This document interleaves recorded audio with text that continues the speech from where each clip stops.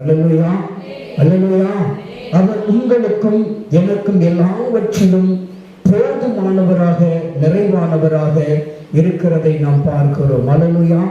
எல்லாவற்றிலும் ஒரு மனிதனுக்கு நிறைவு எப்பொழுது வரும் என்று சொன்னால், ஆண்டவராகிய இயேசு கிறிஸ்து ஒரு மனிதனுடைய வாழ்க்கையிலே கடந்து வருகிற பொழுது, ஒரு மனிதனுடைய வாழ்க்கையில எப்பொழுது மாற்றங்கள் வருகிறதோ அப்பொழுது அவனுடைய வாழ்க்கையில சகல காரியங்களிலும் திருப்திகரமான ஒரு ஆசீர்வாதத்தை அவர் கொடுப்பதற்கு போதுமானவராய் இருக்கிறார். அல்லேலூயா. இன்றைக்கு ஒவ்வொருத்தருக்கும் தேவையானது என்னவென்று சொன்னால், ஒவ்வொரு குடும்பத்திற்கும் ஒவ்வொரு பிள்ளைகளுக்கும் தேவையானது என்னவென்று சொன்னால் மாறுதல் தேவைப்படுகிறது. அல்லேலூயா. அப்படி என்றால் இன்றைக்கு மாற்றம் ஒன்றுதான் இன்னைக்கு அவசியமாக ஒன்றாக இருக்கிறது. அல்லேலூயா. ஒவ்வொருத்தருக்குள்ளும் ஒவ்வொரு ஏக்கம் இருக்கிறது, ஒவ்வொரு கேள்வி இருக்கிறது. என் பிரச்சனை என்றைக்கு மாறும், என் போராட்டங்கள் என்றைக்கு மாறும் என்று சொல்லி ஒவ்வொருத்தரும் ஒவ்வொரு விதமான மாறுதலுக்காக காத்திருக்கிறோம். கடன் பிரச்சனை என்றைக்கு மாறும், என் வியாதி பிரச்சனை என்றைக்கு மாறும், என்னுடைய வருத்தங்கள் என்றைக்கு மாறும், என் குடும்பத்தில் இருக்கிற அங்கலாய்ப்புகள் என்றைக்கு மாறும், என் குடும்பத்தில் இருக்கிற என் வாழ்க்கையில் இருக்கிற போராட்டங்கள் என்றைக்கு மாறும் என்று சொல்லி மாறுதலுக்காக காத்திருக்கிற கூட்டங்கள் இன்றைக்கு ஏராள ஜனங்களாய் இருக்கிறார்கள். அல்லேலூயா. எல்லாரும் வாழ்க்கையில எதுக்காக தான் காத்திருக்கிறோம்? மாறுதலுக்காய் காத்திருக்கிறோம். யோபு சொல்லுகிறான், என்றைக்கு எனக்கு மாறுதல் வரும் என்று குறிக்கப்பட்ட போராட்டத்தின் நாட்கள் எல்லாம் நான் காத்திருக்கிறேன் என்று சொல்லுகிறார். மாறுதலுக்காக தான் இன்னைக்கு அநேகர் வாழ்க்கையில அநேக பகுதியை காத்திருந்து கழித்திருக்கிறார்கள். அல்லேலூயா. இன்னைக்கு அநேகருடைய வாழ்க்கையில இன்னும் மாறுதல் ஏற்பட்டதாக இல்லவே இல்லை. அல்லேலூயா. இன்னைக்கு மாறுதல் வராததற்கு காரணம் என்னவென்று சொன்னால், நாம் சரியாக ஆண்டவர் பாதத்தில் அமர்ந்து இருக்காதது ஒரு காரணம்.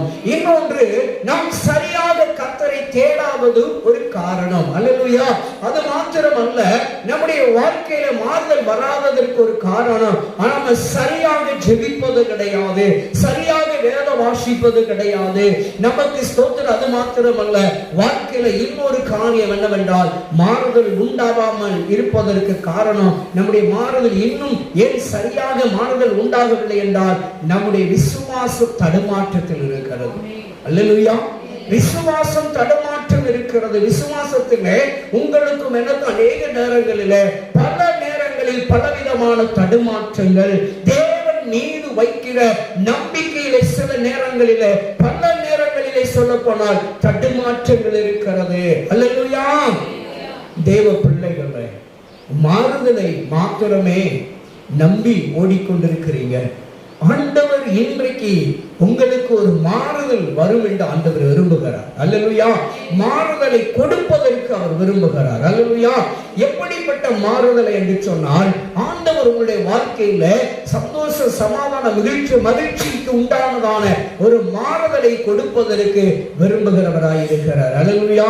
வாசிக்கலாம். ஸ்தோத்திரம். எடுத்தவர்கள் யோவான் சுவிசேஷம் 16வது அதிகாரம் 20, 21, 22 வசனங்களை நாம் தியானித்து கடந்து சொல்லலாம்.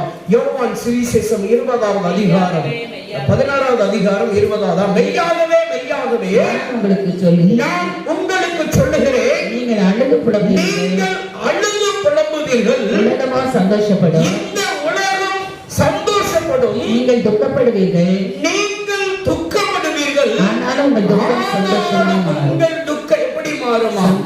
சந்தோஷமாய் மாறும் என்று சொல்லி ஆண்டவர் சொல்லுகிறார். அல்லேலூயா.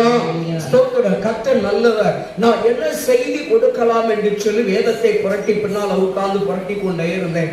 அப்பொழுது நான் சகரியா புஸ்தகத்தை எடுத்துக் கொண்டிருக்கிற பொழுது ஆவியானவர் சொன்னார், இல்ல, நீ இன்றைக்கு என் பிள்ளைகள் ஒரு காரியத்திற்காக வந்திருக்கிறாங்க, அதனால இந்த வசனத்தை பேசு என்று ஆண்டவர் சொன்னார். அல்லேலூயா.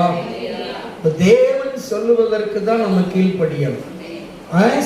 தேவன் யாருக்கோ ஒருவருக்கு, யாரோ ஒரு குடும்பத்திற்கு, இங்க வந்திருக்கிற அநேகருடைய வாழ்க்கையில மாறுதலை உண்டு பண்ண கர்த்தர் விரும்புகிறார்.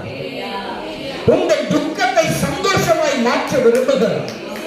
அல்லேலூயா. தேவ பிள்ளைகளே, இந்த உலகம் உங்களை கண்டு நகைக்கலாம்.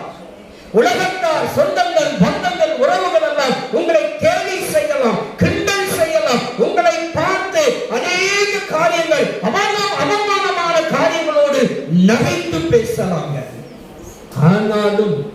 இயேசு சொல்லுகிறார், உங்கள் துக்கம் சந்தோஷமாய் மாறும்.